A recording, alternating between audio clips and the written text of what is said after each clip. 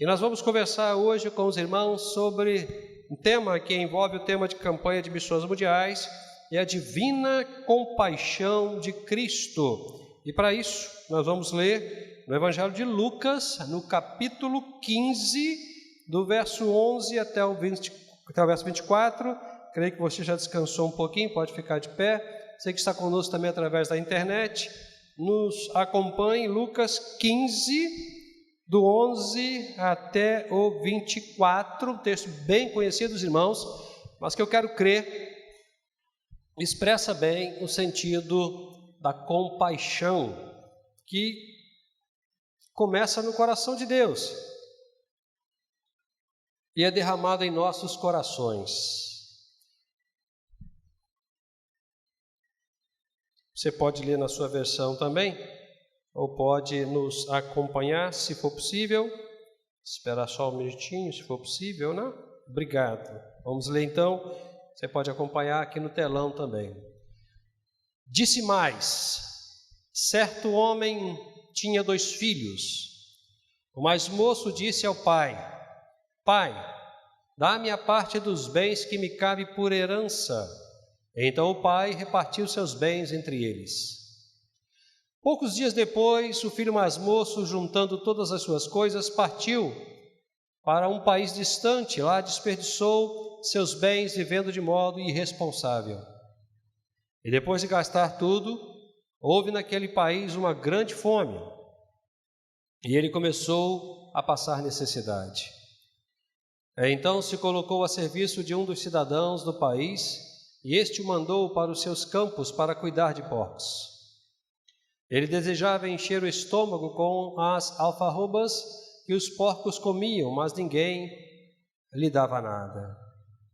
Ele, porém, caindo em si, disse: quantos empregados de meu pai têm fartura de comida, e eu estou aqui passando fome.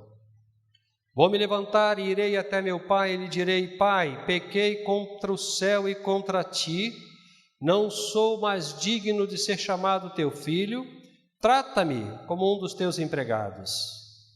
E levantando-se foi para seu pai. Estando ele ainda longe, seu pai o viu, encheu-se de compaixão e correndo lançou-se ao seu pescoço e o beijou. E o filho lhe disse: Pai, pequei contra o céu e contra ti, não sou mais digno de ser chamado teu filho. Mas o pai disse aos servos: trazei depressa a melhor roupa e vestiu-o, ponde-lhe um anel no dedo e sandálias nos pés. Trazei também o melhor bezerro e matai-o, comamos e alegremo-nos, porque este meu filho estava morto e reviveu, havia-se perdido e foi achado. E começaram a se alegrar. Palavra do Senhor. Vamos orar. Deus, nós estamos diante do Senhor. Já celebramos ao Senhor com louvores, com as ofertas, com as orações. E agora, Deus, estamos aguardando do Senhor aquilo que o Senhor tem para nos falar. Ó Deus, esconde-me atrás da cruz de Cristo.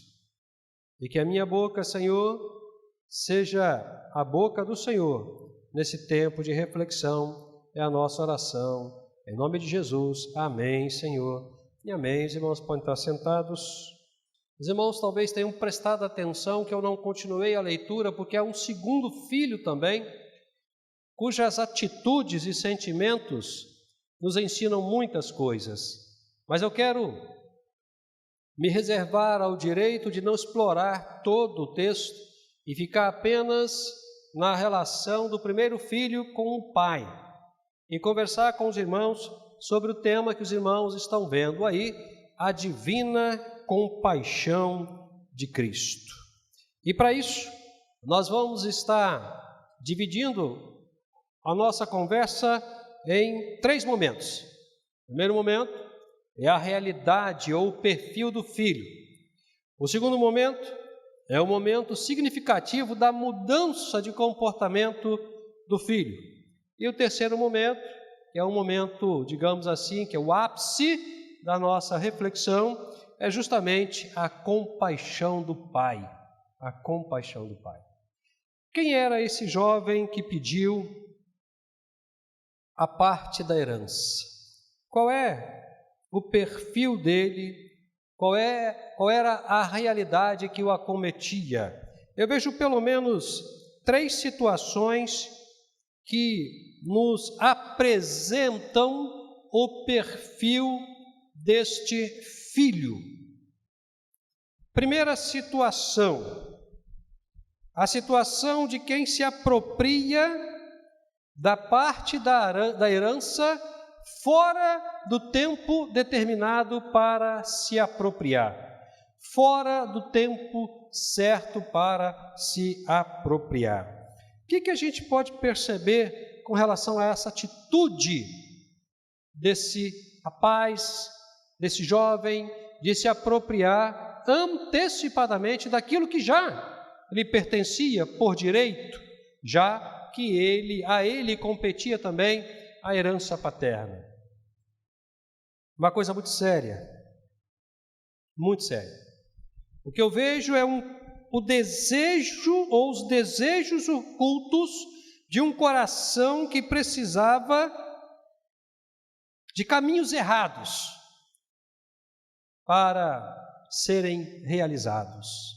Desejos ocultos, intenções ocultas, objetivos escondidos na mente e no coração, que infelizmente só poderiam ser realizados através de caminhos completamente equivocados e que possivelmente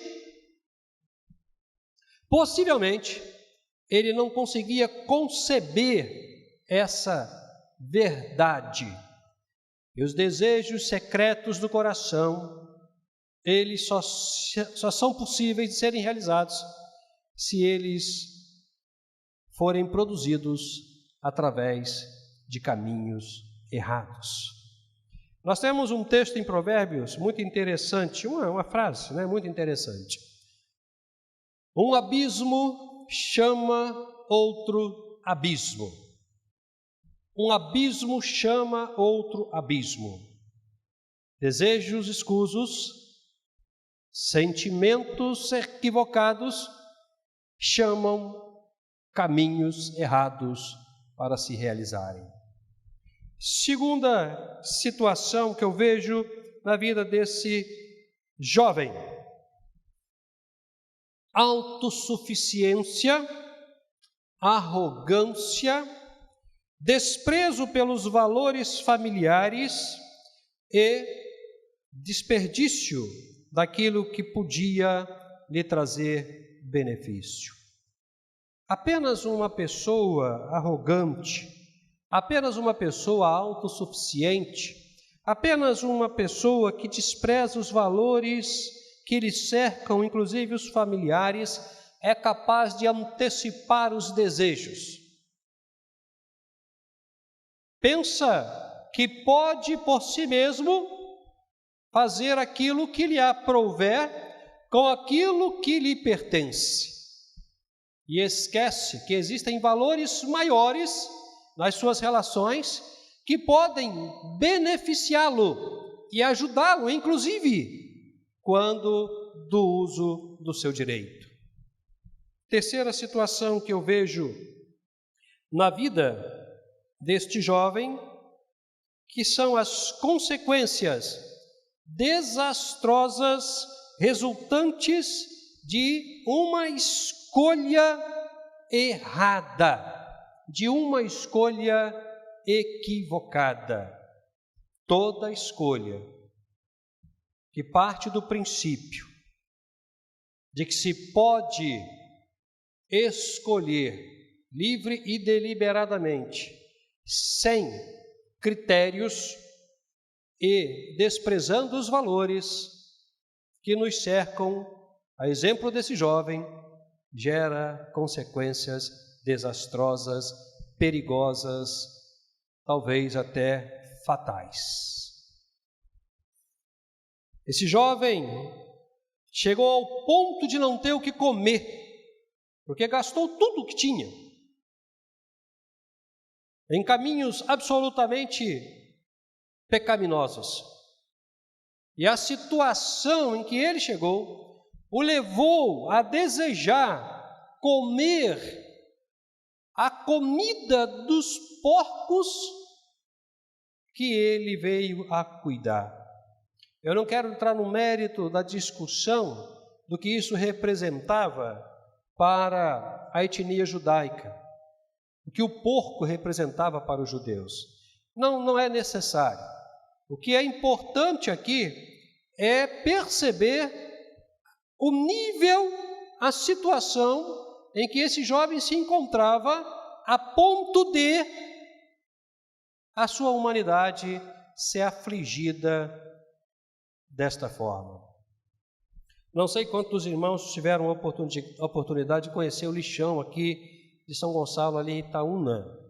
Eu tive, eu e Ana, numa época que nós fizemos um trabalho com os jovens da PIB de São Gonçalo, ali no lixão de Itaúna, que hoje não existe mais, ele acabou, não? Na época da prefeita Aparecida, se eu não estou equivocado, o lixão foi extinto. Ali funcionava a Casa do Pai. O Mauro, que era membro da Igreja Batista da Trindade, que era o diretor da Casa do Pai, era meu aluno no Betel, inclusive, no Betel. E nós fomos lá conhecer a Casa do Pai. Meus irmãos, é desumano o quadro que se apresentou a nós. É desumano. Nós fomos caminhar no lixão, conhecer as famílias, conversar com as famílias, e era assim, ver as pessoas disputando restos de comida com cachorros, com urubus, com porcos, às vezes brigando um com o outro por causa de um pedaço de carne podre, alguma coisa nesse sentido. O churume, que é aquela água podre, fedorenta, o sol batendo em cima, era um cheiro infernal. E várias famílias morando ali e dependendo do lixo para sobreviver. Nosso coração doía muito, bastante, uma pena a Casa do Pai ter fechado lá, uma pena, um trabalho belíssimo, belíssimo, belíssimo, belíssimo. Mas o Senhor tem os seus caminhos. Quando eu leio esse texto e vejo este jovem disputando comida com os porcos, eu me lembro do que eu vi lá, de como o pecado denigre a natureza humana, como joga lá embaixo, muitas das vezes mais baixa do que um bicho, do que um animal. Nós podemos chegar em casa, irmãos, e ter a nossa jantinha. Se não tiver jantinha, tem um pãozinho com café para poder tomar e dormir em paz, né? Amanhã podemos ter a nossa refeição, por mais simples que seja. Graças a Deus por isso. E isso, irmãos, nós só conseguimos pela graça de Deus, que nos libertou do poder do pecado e nos deu um pão com café para poder nos alimentar. Porque muitas pessoas estão hoje escravizadas pelo pecado, sem ter condição de ter um prato de comida para comer. Essa era a situação desse jovem. Essa era a situação desse jovem. Horrível. A pior de todas as situações. Mas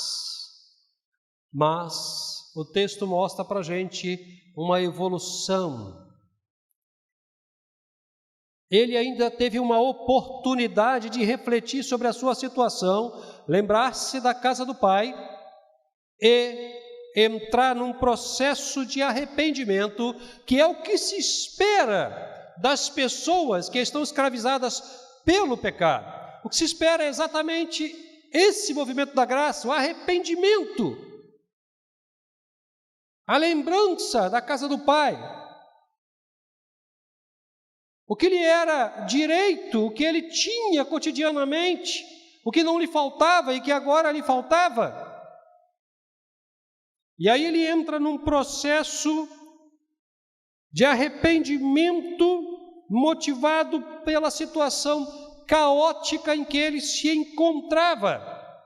E é preciso entender o movimento do arrependimento, porque muitas das vezes, irmãos, nós usamos expressões que precisam ser muito bem explicadas, porque nós entendemos, nós que estamos caminhando no Evangelho há algum tempo, entendemos o nosso vocabulário, mas aqueles que não têm Cristo Jesus como Salvador ainda, precisam compreender bem o significado dos termos, das palavras, das expressões que nós usamos, para que a graça flua de forma consciente em sua mente e coração, e eles possam então se arrepender.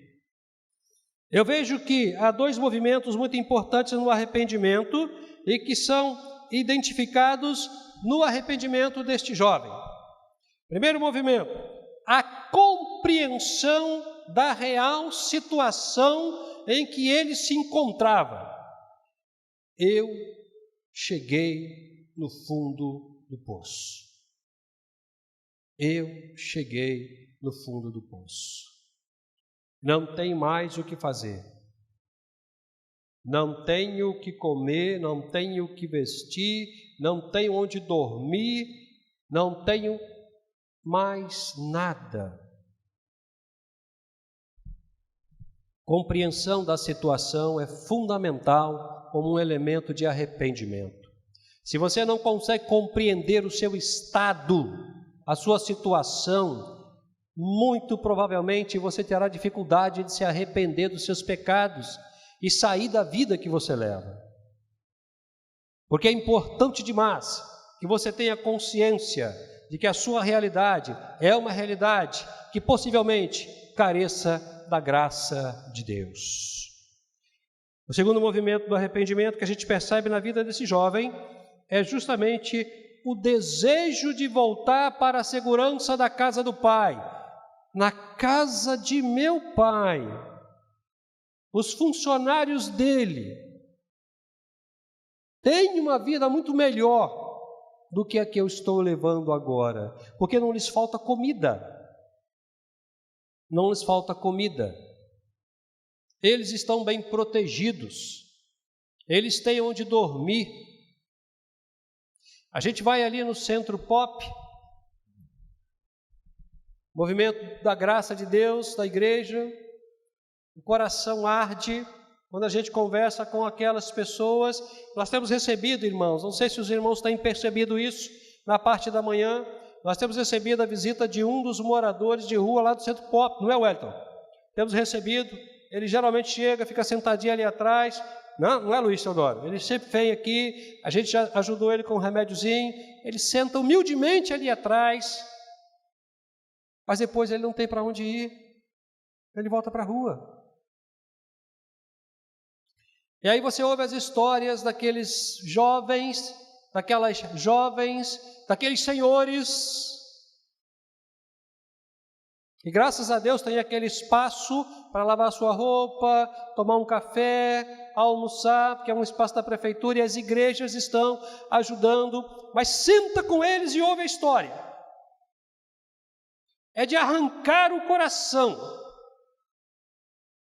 A maioria deles adoraria voltar para as suas casas, mas o pecado escraviza, o pecado amarra, e o desejo do bem não é realizado pela impetuosa manifestação do mal na vida daquelas pessoas. Esse jovem desejou voltar para a segurança da casa do Pai.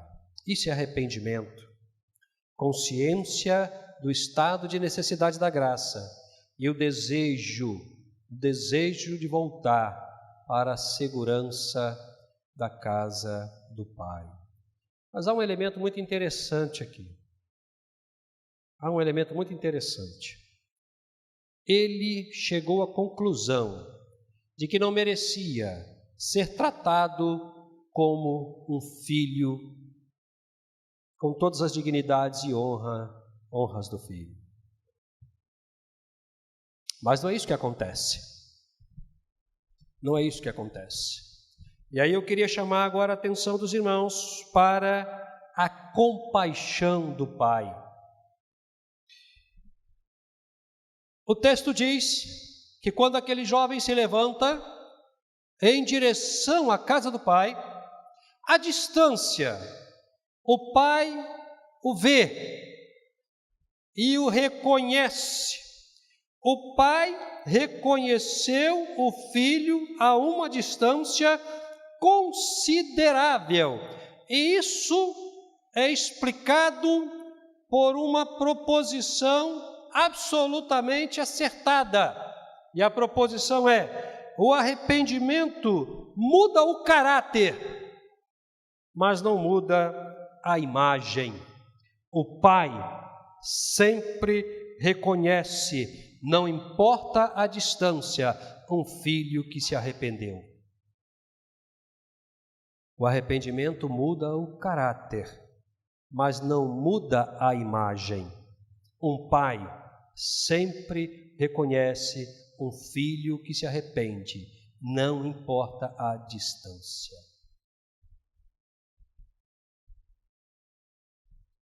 Ainda sobre a compaixão do pai.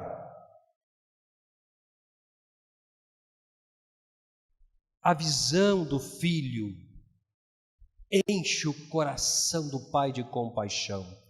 O texto diz que quando o pai vê o filho à distância, o reconhece, vai ao encontro dele, o abraça, o beija. Esse deslocamento é absolutamente fantástico. Ele representa o deslocamento de um Deus absolutamente poderoso na direção de pessoas que o abandonaram, que o desprezaram. Isso significa amar. Amar. Eu me lembro que uma vez eu ouvi alguém falar, depois de ter feito vários cursos de liderança, aquilo que eu considerei o pior de todos os absurdos do mundo. Do mundo. E obviamente eu refutei aquilo. E o que eu ouvi foi: nós somos líderes. Nós somos chamados para sermos líderes. Então nós não temos que ir às pessoas, as pessoas que têm que vir a gente. São os liderados que têm que vir até nós. A nossa posição não nos permite ir até os liderados. Eles que têm que vir até nós. E eu me preocupo muito com certas orientações, certos cursos que a gente vê por aí, né, com o nome de capacitação de liderança. Eu refutei no púlpito isso. Refutei no púlpito. E falei: eu não consigo entender como eu, líder, não vou ao liderado quando um Deus eterno, todo-poderoso, que não precisa de mim para absolutamente nada, tendo sido rejeitado por mim, através de um processo de desobediência, sai da sua glória e vem me buscar.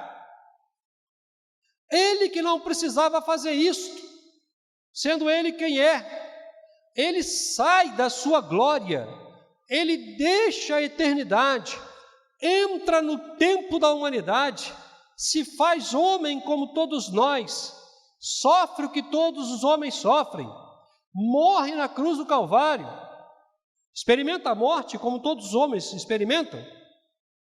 Ele não precisava fazer isso, mas ele faz. E o nome disso é amor. Amor. Então como é que eu, um reles mortal, um pecador por natureza, não vou ter compaixão das pessoas e não vou até elas, esperando que elas venham até mim? Não virão, porque o pecado escraviza. O pecado tira das pessoas a capacidade de locomoção em direção à graça. Tira. Prende. Escraviza, acorrenta a pessoa. Quase que não sai. Acorrenta a pessoa nesse deslocamento em direção à graça. Por isso nós precisamos ir. O Pai foi. O Pai foi cheio de compaixão. E aí a gente precisa entender isso. Viva a compaixão, a divina compaixão de Cristo. Mas o que é compaixão, irmãos? O que é compaixão? A compaixão, meu querido, minha querida, é um sentimento piedoso para com a tragédia do outro, do meu semelhante, seguido de um desejo apaixonado de mudar a vida da pessoa, de ajudá-la a sair de onde ela está. Compaixão não é só gostar, não. Compaixão não é assistencialismo, não. Eu tenho muita preocupação com isso. Vamos dar hoje e depois não damos mais. Assistimos hoje e depois não assistimos mais. Compaixão não é assistencialismo. Compaixão não é simpatia. Compaixão não é simplesmente gostar das pessoas. Compaixão é se apiedar da tragédia da pessoa e fazer de tudo para que ela saia dessa situação trágica em que ela se encontra.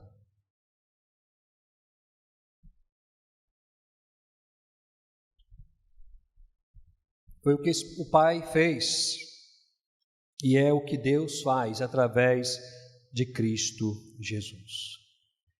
O Pai pega ele e lhe restaura a condição e todos os direitos de filho e se alegra com ele. Mesmo ele tendo dito, eu não sou digno, eu não mereço, mas o Pai, olhando para o arrependimento do filho, se enche de amor. Ele diz, não, esse não é o raciocínio correto, essa não é a reflexão correta. Não se discute indignidade diante do arrependimento. O que se discute é restauração da condição e dos direitos de filiação. E quem define e decide isso é o Pai, não é o Filho. É o Pai, não é o Filho. E o Pai manda trazer as melhores roupas, anel, as sandálias, vamos celebrar, vamos dançar, vamos nos alegrar, porque ele estava perdido, mas agora está salvo. A alegria do Pai em ter o Filho de volta não leva em consideração os erros cometidos pelo Filho, mas a capacidade que o Pai possuía de amar e perdoar o Filho. Lembra, dos teus pecados eu não me lembrarei mais. Os teus pecados eu não me lembrarei mais. Vem, eu quero restaurar a sua condição de filho, os seus direitos de filho e me alegrar com você. Essa é uma história, queridos, que mostra para a gente a divina compaixão de Cristo Jesus. Um Deus que, mesmo tendo sido desprezado na cruz do Calvário, pede ao Pai que perdoe os seus algozes e que agora se alegra com a restauração da comunhão com aqueles que o desprezaram. Mas para isso, você precisa dar um passo significativo em sua vida. Eu creio que você entendeu perfeitamente o que nós conversamos. Eu tenho certeza que muito possivelmente, se você está nos visitando e não é ainda crente em Cristo Jesus, ou está através da internet conosco e ainda não entregou a vida para Cristo Jesus, você muito provavelmente esteja na situação desse filho. Mas você tem um pai que está olhando para você, não importa a distância, e está esperando apenas que você se arrependa e deseje voltar para a segurança da casa do Pai. Mas para isso você precisa dar um passo. Você precisa reconhecer que está numa situação que carece da graça e aceitar Jesus Cristo como Salvador, para que Ele então te receba com festa, te restaure o direito de filiação e te abençoe. Eu não sei se temos hoje à noite aqui alguém, nós temos poucas pessoas em função da chuva e do momento que estamos vivendo, mas se temos alguém que ainda não aceitou Cristo como Salvador, ou mesmo se desviou dos caminhos do Senhor, mas agora entendeu que precisa voltar, minha direita, é só levantar a mão, e nós queremos orar por você, com a igreja e abençoar a sua vida. Penso que não, não? Penso que não. A nossa esquerda aqui, temos alguém desviado dos caminhos do Senhor, ou para aceitar Cristo como Salvador. Creio que não, acho que todos somos cristãos, mas fica a mensagem de salvação e de compaixão de Cristo Jesus a todos nós e a você que está conosco através da internet. Que o Senhor nos abençoe. Vamos celebrar a Deus com o grupo de louvor.